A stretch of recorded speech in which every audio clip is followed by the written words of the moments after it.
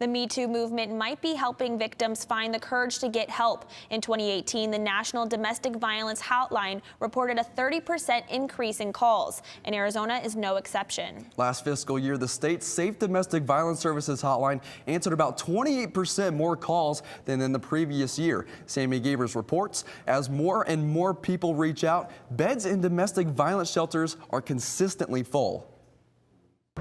How was your day? Leslie Evans' days are devoted to taking care of her 4 children. Mornings are crazy because everybody gets up at different times. Are you going to be handing your homework? Going to and from school and helping out at her church in Phoenix. How are you? Even though life can be hectic for the single mother of 4, it's filled with happiness. Thank you, Father. But it wasn't always that way. And so if you can look at my children's faces, they're just sad. They don't seem content. My oldest daughter, I think he was choking me. We called the cops, and the cops were interviewing her. And she's like 6, she's little, and she said, my daddy's choking my mommy. Evans and her children left her husband at the time. That's when they turned to a shelter in Tucson for domestic violence victims. I believe it was my stepping stone to freedom. It was where I first got some knowledge and realized that what was happening wasn't right.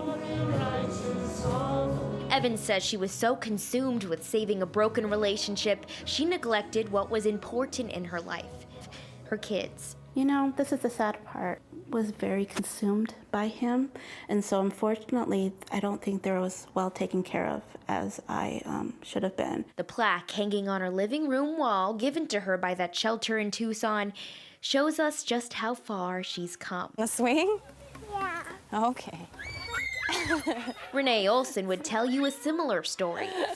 Right now, she and her children are staying in transitional housing for domestic violence victims. It's just a place where we all feel safe. It's gated, it has security cameras.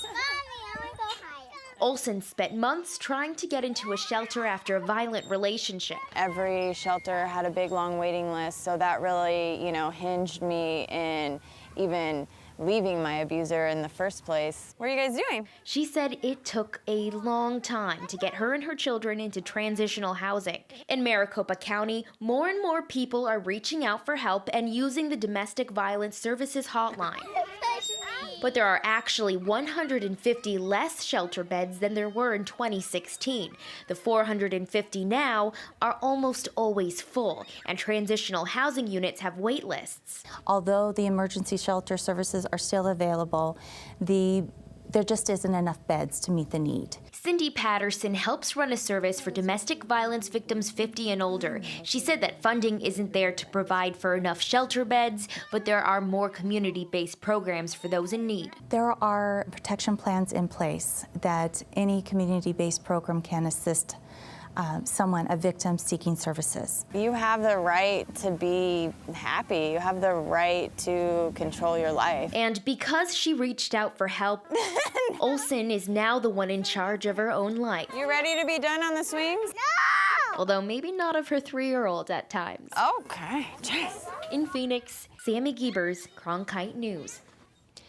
Even though there are less domestic violence shelter beds than years before, Cindy Patterson said that community-based programs are reaching more people than ever. To learn more about the services in Maricopa County, you can call 480-890-3039.